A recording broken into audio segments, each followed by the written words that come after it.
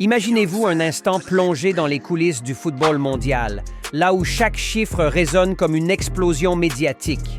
Aujourd'hui, on va explorer le top 10 des joueurs de foot les mieux payés en 2025 et on va justement les classer du plus petit salaire au plus grand.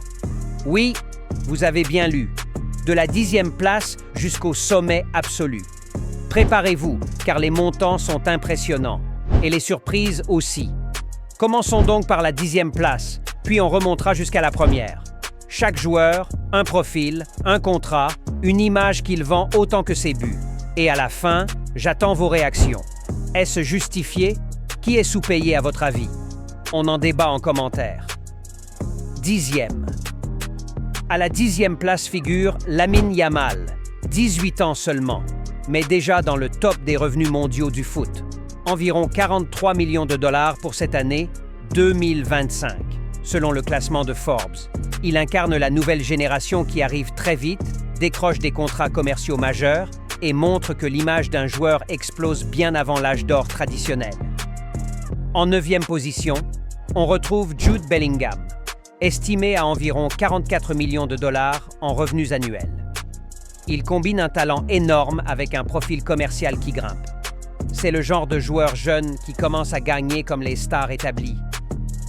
8e place, Sadio Mané, environ 54 millions de dollars estimés cette année. Même dans la seconde moitié de sa carrière, son contrat et ses revenus hors terrain restent très puissants. Position 7, Mohamed Salah, autour de 55 millions de dollars de revenus annuels estimés. Sa popularité internationale, ses contrats de sponsoring et son statut de joueur majeur font clairement la différence. À la 6e place, Vinicius Junior, estimé à environ 60 millions de dollars. Le jeune Brésilien au club de prestige, combinant performance, image et potentiel de marché global. Voilà la recette. En 5e position, Erling Haaland, autour de 80 millions de dollars cette année selon les estimations.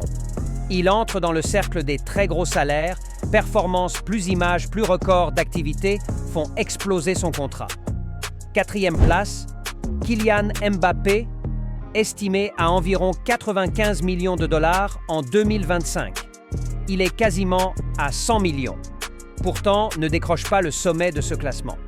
Cela montre combien la concurrence est rude. Karim Benzema, estimé à environ 104 millions de dollars cette année. Un joueur expérimenté, mais qui grâce à un très bon contrat et à sa marque personnelle, figure dans le top 3.